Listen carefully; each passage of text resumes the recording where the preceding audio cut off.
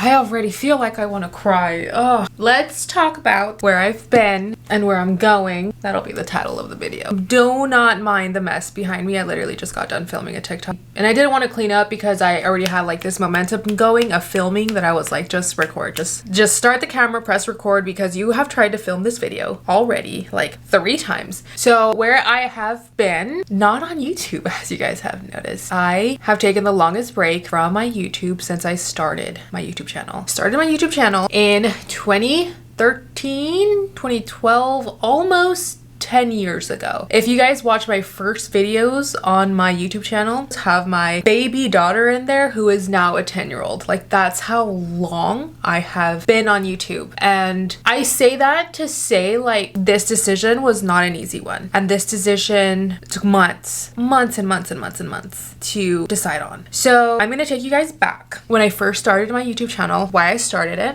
I started it because I was living in Alaska and I'm from California, born and raised in California. Lived here my whole life. My entire family's here. Like, my life is here. Like, I am a California girl through and through. And then I got married to my first husband and we moved to Alaska because that's where he was stationed. That's where I had my daughter. But California to Alaska, quite a jump. Didn't know anybody. I was so bored. I did the college thing, dropped out pretty immediately when I realized this is just not for me. Like, I have so much respect for college students and students in general because I am not a good traditional student. So I really had nothing to do. Started watching videos on YouTube because this was before like streaming service. There was streaming services, but like before like shows really caught my attention, you know what I mean? So like I was a YouTube watcher back then and I started watching these girls do makeup videos and I didn't know how to do makeup. I was not allowed to wear makeup till I was 18. That's when I got married.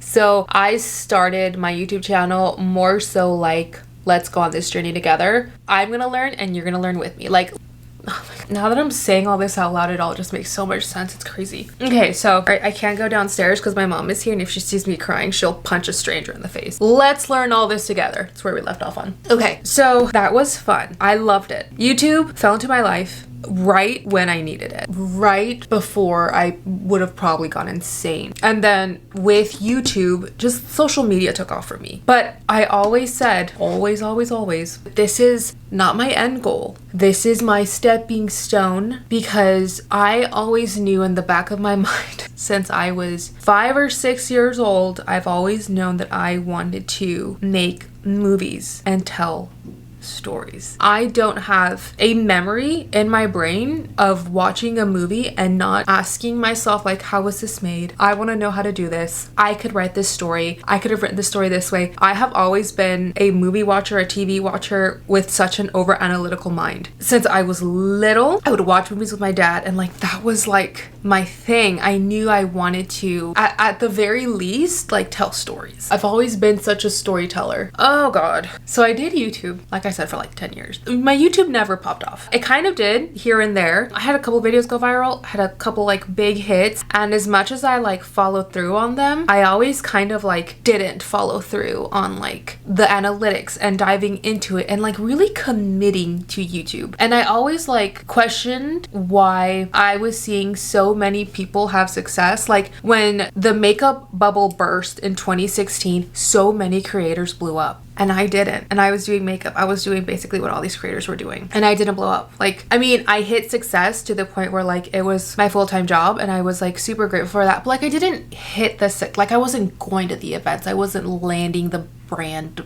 collabs or the brand deals. And I always wondered like why, like what I was missing. And I struggle with this so much behind the scenes because I feel like on camera I definitely seem like very confident, very like up my own butt and like just the biggest hype woman for myself, which I still am, don't get me wrong. I've always been just delusionally obsessed with myself, and I invite you all to be. I think we should all just love ourselves just intensely. But I definitely went through my phase of comparison, my phases, and comparison is the thief of joy. It like just really started sinking in. What am I missing? What is blocking me? I got to the point where I was really serious about YouTube, and I was uploading every single day, and I was following the trends and doing the clickbaity titles and doing the clickbaity thumbnails. And when I was doing that, I was hitting some success, but I was so miserable. There are so many videos that I look back on my YouTube channel that I cringe when I see them, because I'm like, it just so genuinely wasn't me. And I thought, oh, it's the content, it's this, it's that. So I switched over the content and I started vlogging. Lost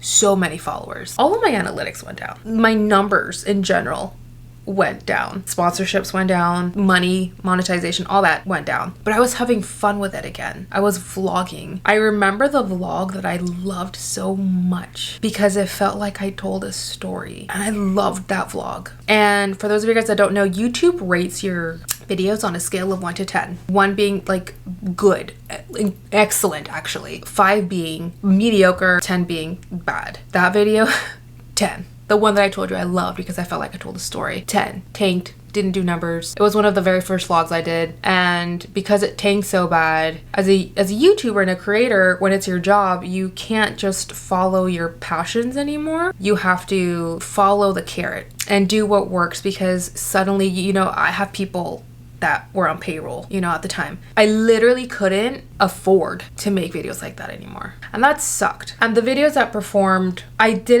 was happy that they performed, but they were the ones with my kids and my husband. And while I get like my kids are adorable, my husband is like the most famous internet like superstar. Like, I get why those videos get more views and more pulls. I get it. But it felt like if I wanted to succeed on YouTube, it would come at the cost of like exploiting my family, and that grossed me out. It made me literally feel sick. I'm not bashing on creators who are family channels. Personally, I didn't ever want to become that, just because there's a very thin line to where it just becomes very exploitative. I didn't want to put my kids through that. And then I mentally just got to a place where I was like, I'm not good enough. Like I'm not good enough for like my audience. They don't want to see me. They want to see my husband. They want to see the kids. They don't care for me. And I got a really dark spot, because then I felt like, okay, well, I have people on payroll. I have to like follow the carrot, like I said, because as a boss, like, and the one who's making the money, like,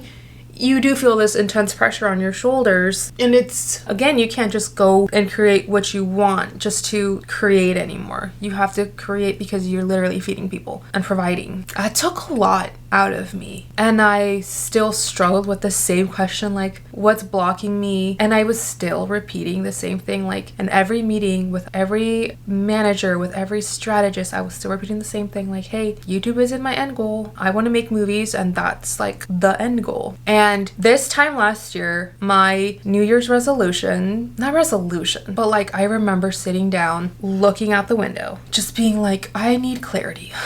I need clarity. I don't want anything this year other than clarity. Nobody talks about the hardships that people who are multi-passionate go through, because I'm a multi-passionate person. I have never wanted to be tied down to just one thing. I love writing, I love photography, I love storytelling, I love filming, I love makeup, I love fashion, there's so many things that I love and that I want to dip my foot in and do. And I've never wanted to just say like, oh, I just want to master one thing in my life. Like, I've never been that person, and I envy that in people. I think that's why I'm so attracted to my husband, because my husband is like that. But I think that's why I also like look up to Charlie Chaplin so much, and like why he's one of my heroes of mine, and like why I literally have him tattooed on my body is because he didn't just write his movies. He scored them, he acted in them, he edited them, he directed them. That man was such a jack of all trades and pretty much a master of everything he touched. Like, love him. And so I asked, like I said, the universe, like, give me clarity. I just want to know where to go. YouTube is not working out for me, and I don't know why. I don't know what to do, because it got to the point where YouTube was literally draining me. I dreaded having to turn on the camera, you guys. I dreaded having to turn on the camera. I felt gross when we went to the pumpkin patch last year, and I felt bad that I didn't vlog it. And that shouldn't have affected. I took pictures. I took videos of my kids. That should have been enough. That should be enough. That's when it really hit me. I had been asking the universe, like, give me clarity. So I was listening to this audio, because that's what I do. I was listening to this Steve Harvey audio, and it was on my way to drop Autumn off at school. I was alone. It was just me and Autumn because I left Jameson at home with Brandon, and I was supposed to go to like a yoga class after, but the audio was talking about like find your passion, find your purpose. And the audio, it was a Steve Harvey audio, and if you guys follow Steve Harvey, he talks a lot about the Bible and the verses that stood out to him, and he was like, you have not because you ask not. And that hit me so hard. And in that second, like it was the trippiest thing. And in that second, I realized like why I wasn't successful on YouTube. And it was for the reason that I've been repeating over and over in this video. And it's for the reason that I was repeating over and over to every strategist, everybody who tried to help me. It was because I kept telling the universe, this isn't my end goal. Why make me successful at this? This isn't even my end goal. My end goal is to make movies and write stories. And it all hit me so hard. I drove home, I walked into my house, and I collapsed. I'm not even exaggerating, like you guys are thinking, oh, she's like exaggerating. No, I collapsed on my knees and I fell on my rug in my living room. And Brandon was there. He just looked at me and was like, what's wrong? Like, are you cramping? I couldn't find the words for the longest time, but I just started crying and I was like, I have to quit YouTube. I have to quit YouTube. It is not my passion, and it took me so long to understand, like, and he was like, why? I said, because it's not my passion. And it's gotten to the point where it has overwhelmed my life so much that if I continue trying to mill something that I don't even, it's not that I don't love YouTube, but it's not my passion. It's not like, I love YouTube, but I'm not in love with YouTube, if that makes any sense. So I said that to him, and he was like, it's about time.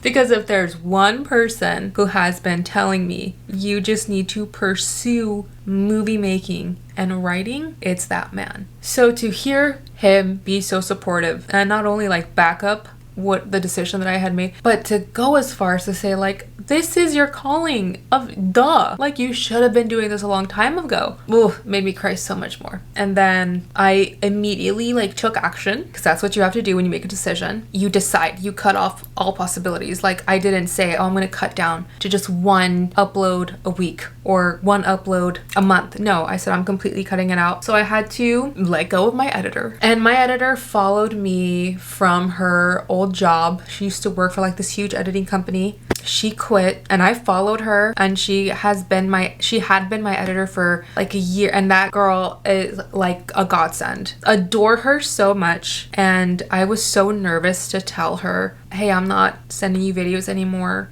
I was one of her most consistent clients. So to tell somebody that has supported you so much is hard, but she literally was so sweet and so supportive and was like, you go get him, Tiger, give him hell. That also, wow. I told my team, when I told my team, I'm so obsessed with the people that are around me. Finally, when I told my team, instead of like reprimanding me because I took something off of my deck that brought not just me money, but brought them money. When I told them, hey, I'm no longer offering YouTube, and YouTube is like a bigger chunk of change. Let me just put it that way. That also feeds them. Their response wasn't, well, what are we gonna do? What are we gonna offer? You just took something off that we like get a lot of offers for you. Like, what? I didn't get that. I got, how can we help?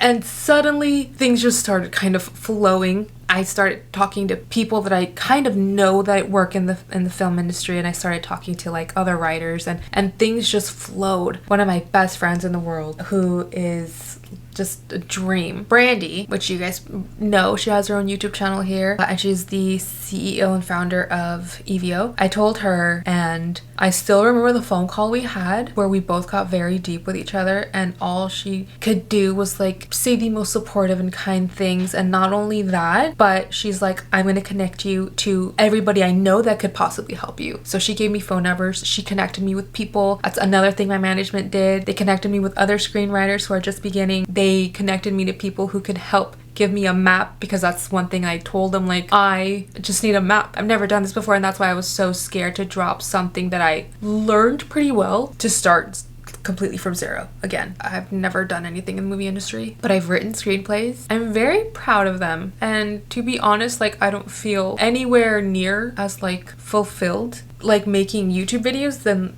compared to when I'm writing. Like when I'm writing, I'm a completely different beast, and it's so cool to see that side of me like truly flourish. And ultimately that is why I stopped making YouTube videos, because you guys might think, and there's, you know, unless you do it you wouldn't know, so I don't blame you guys, but you guys might think that like making YouTube videos is actually a really easy thing. It is, but it isn't. Making a YouTube video is pretty easy if you just want to make a YouTube video. Making a YouTube video and having a channel that is successful, that is a very difficult thing, especially right now in a world that is very oversaturated with content creators. And it was taking up so much time, and even though, and this is the thing guys, I didn't even edit my videos, but it still took so much time, so much energy, and all the time that I could have been spending doing the planning and the vlogging and the sending over the footage and all that is time I could have been using to write, to connect with people, to watch, you know, master classes and kind of teach myself the art, the DIY way. And not to mention like the emotional toll of knowing that my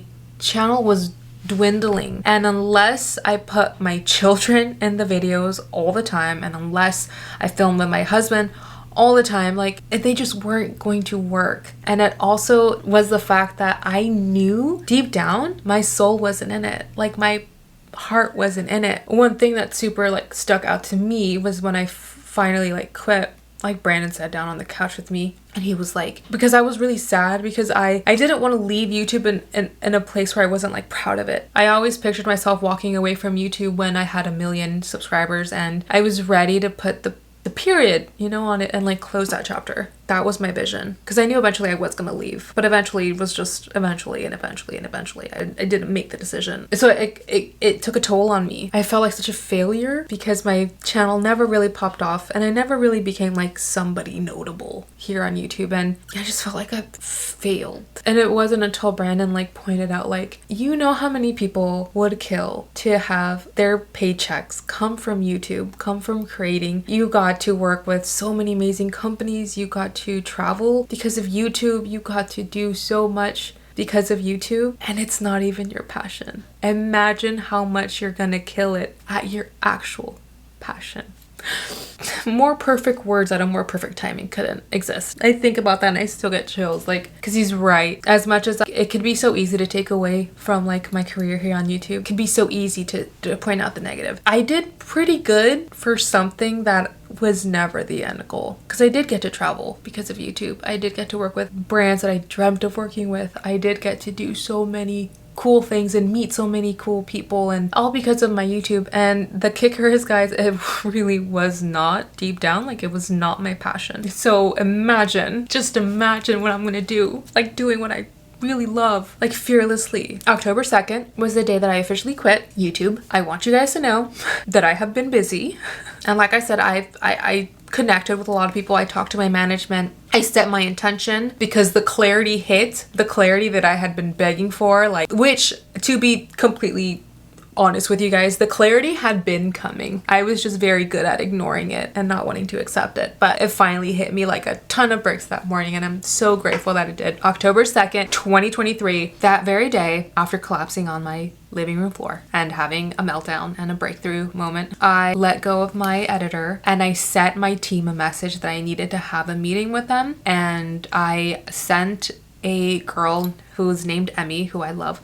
She is a DP, she's a director of photography that has worked on a couple films here in Sacramento. I connected with her. Like I said, I connected with Brandy and I spilled my guts out to her, and she was like, I don't know how I can help you, but like, these are some people I know and I would love to connect you. I've had a ton of meetings since quitting YouTube. I have read and downloaded so many filmmaking books. I have decided with my team that I'm writing a novel. So at this moment, I'm writing a novel, and it feels so good to say that, because now I can finally like kind of bring you guys on the writing journey with me. It's my first novel. I've never written a novel, but I've always wanted to write a book. I've always wanted to like see one of my books like in a Barnes and Noble, because I've just always been a storyteller and I didn't know if it was going to be like an autobiography or like a how-to book, but I knew I always wanted to like have a book of mine in like a Barnes and Noble or a Books a Million. So I did decide with my team that I am going to write a novel. I'm learning that writing a novel is so hard, so much harder than writing a screenplay, which by the way, writing a screenplay is also very hard. I have written 4 screenplays. I had my first rejection from a literary agent, the literary agent that Brandy actually connected me to. We had a great talk and I have nothing against her. She's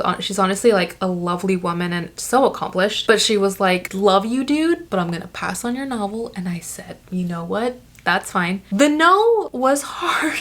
Like that day, I texted Brandon and I was like, well, I got my first no. And he texted me back, might as well get them all out here at once, babe. Might as well get them out quick. You gotta get the no's out. And I said, yeah. But it was actually super sweet because I did get emotional. It was my first rejection of like what I really want to do, so I'm not gonna lie, it was hard, but he actually did the sweetest thing, because this was back in October. This might have been like the beginning of November-ish, maybe. He was planning on giving me this as a Christmas gift, but he was like, I already got it and I wanted to do something to celebrate your first no, because we need to celebrate your first no. No's are just as important to your plot of your life as like the yeses. Like the rejections make your story good. So we need to celebrate your no. And I'm gonna cry. He got me this. This was supposed to be, I don't know if you guys can see it because of the glare. I'm gonna try and show you guys as best as I can.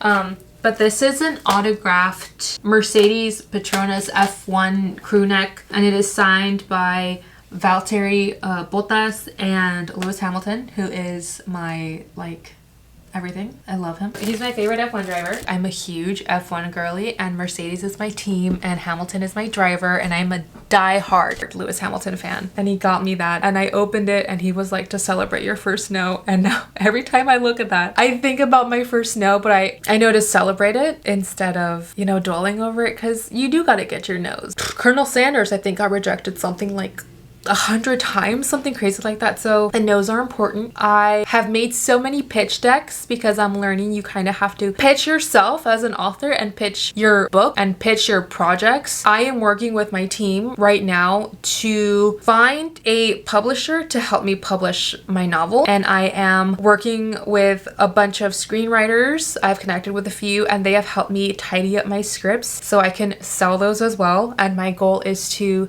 sell the screenplays with myself attached to the project. That way I can know the ins and outs of making movies and see like what I really want to do there, because right now I know I want to write my screenplays and I know I want to direct them, but I don't know, I might fall in love with Foley, I might fall in love with sound, I don't know. And this is why I got so emotional earlier, because now that I'm closing like this chapter, I started YouTube not knowing how to do makeup. And not to toot my own horn, but I got really good at it. And now I'm starting this next chapter not knowing how to make movies or write novels, but I'm going to get really good at it. And I do want to take you guys on that journey with me as well. It's just not going to be as consistent. Why did I wear makeup?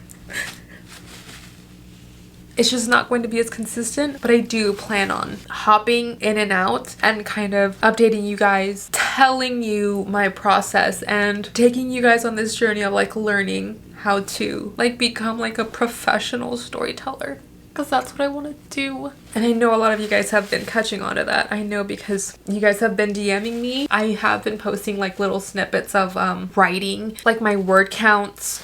And that's the kind of stuff I'm so excited to start doing. Like, I'm still gonna, you know, pop in my makeup stuff because I love makeup and I love getting ready with you guys. And I love like that, just the ease and the comfort of like, I feel like makeup now has become therapeutic. It's like my me time. It's just like it's just like when I go do a workout, I feel better. Like I feel better after like doing my makeup and get myself ready and all that. But it's gonna be so nice to bring you guys on to like mini vlogs of like how I write and like how I'm doing pitching to people, and I really want to take you guys behind the scenes, how I made my first movie. And I say all this again to say like I'm not completely quitting YouTube. Like it's not like you're never gonna see me again, but it's definitely gonna be so different. It's gonna be a completely different chapter, but it's the chapter that has like I've been waiting my whole life to write. I don't know why I wear makeup today either, guys.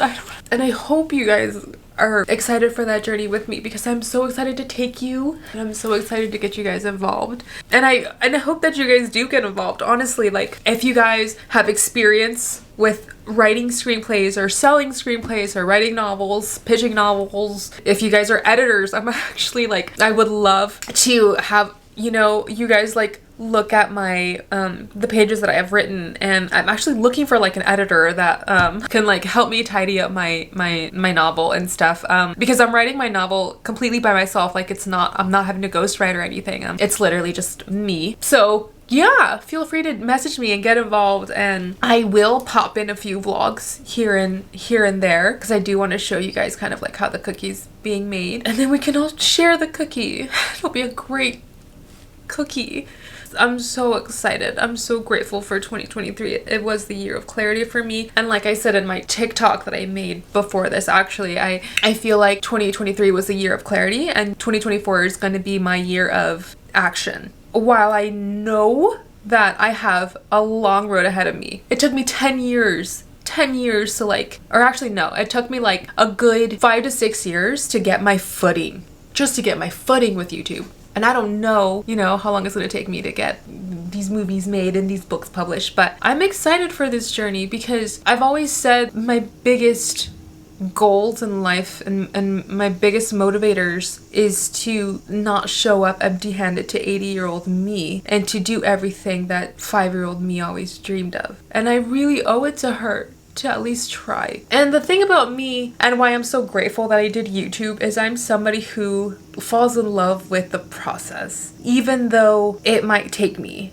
20 years to see an Academy Award. If it takes me 30 years, I don't care, because I love the process. I love the process. I love being a student, even though I'm not traditionally like a good one. But I love to learn, and I love to get better. I'm so excited for that. As much as my management has warned me, like, this stuff takes time, you know, be patient. I'm like, I have all the time in the world, because if I am accepting my first Academy Award at 75 years old, I'm not gonna care that I'm 75 years old. I'm gonna care that I'm holding an Academy Award.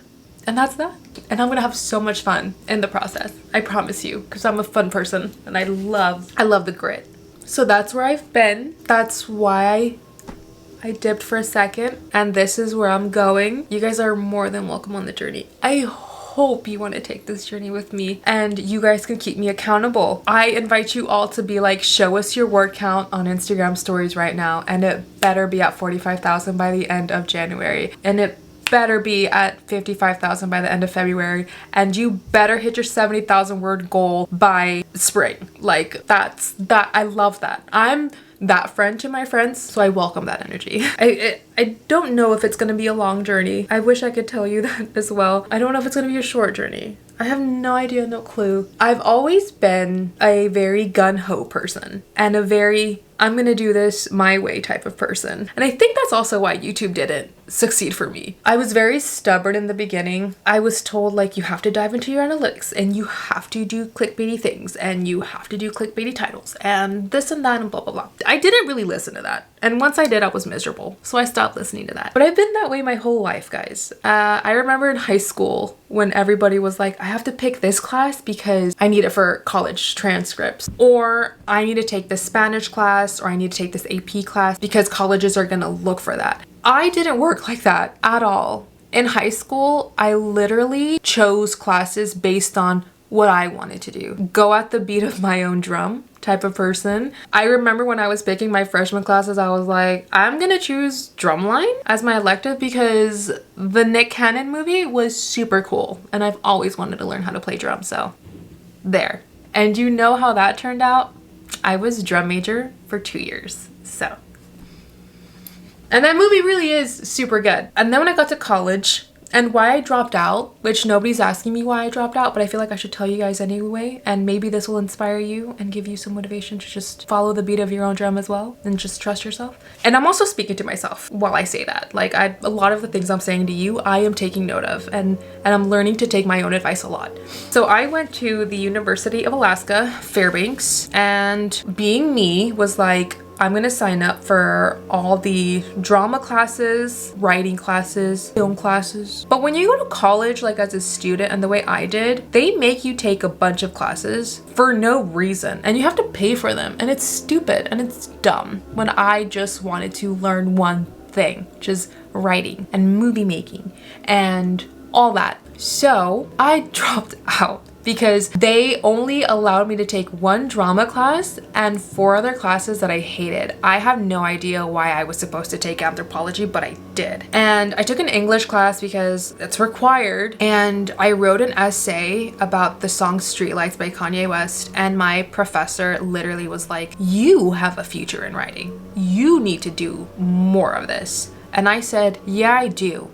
And I dropped out the next day. And that's been my life. I really wanted to learn comedy and writing and improv, the Sacramento Comedy Spot, and I took classes there. And I took a couple of like not screenwriting classes, but writing classes, and those classes taught me way more than I ever learned in college. And I also learned so much about myself as I was doing improv, because I was an improv student and I actually performed on Wednesday nights, like every Wednesday night for a while, and that fed my creativity so much. And I don't know why I'm telling you guys all this. Again, I just hope this really inspires you to go after what you love and do it fearlessly. Again, I'm talking to myself here as well. And this is where we are going. I feel like I filled you guys in on everything that has been going on. Oh, I have a writing buddy who is Brandy. Every Wednesday morning, I wake up at 5:30 a.m. and we write consistently for an hour. And we have to write a minimum of 1,000 words because she's also writing a book. And her book actually like sold to a publishing company, and she's just an incredible person. And I love her so much. And yeah, that's basically where I'm at. As much as I want to be like, I miss being on YouTube and like I don't. I feel really good about my decision. I don't regret it at all. Am I gonna come back to YouTube? Yeah, but the content's gonna be different. I'm going to be different, and my profession is gonna be different. And I'm so excited about that. YouTube was never the end goal. And it feels so good to say that now. I'm looking at my vision board out of the corner of my eye and I'm like, that's the end goal. On my vision board, I don't know if you guys can, I'll show you guys, but. So. There's a woman with really pretty nails holding an Oscar. And those are the shorts that I'm going to burn that are Gabby's after I win an Oscar. Because she's told me I can burn those shorts after I win an Oscar. And that is the red carpet. I have the Toronto International Film Festival. I have the cans also up there. There's like my vision board is everywhere. And then I have the New York Times bestseller. And then I have a bunch of Barnes & Noble stuff everywhere. So one thing I can say for sure is that I am so grateful for you guys. Thank you for being a part of my journey. For those of you who are going to continue on this journey with me. And thank you to all of you who took the time to watch this. I hope this answered all the questions. If you guys want to follow me, I put all my social media links down below. Go for it. But if you guys don't, and if you guys are like, I'm gonna follow her because I literally could care less about writing and movies and all that, feel free to do so. I am so for you chasing your joy and following only what makes you happy, because that's exactly what I'm going to do as well.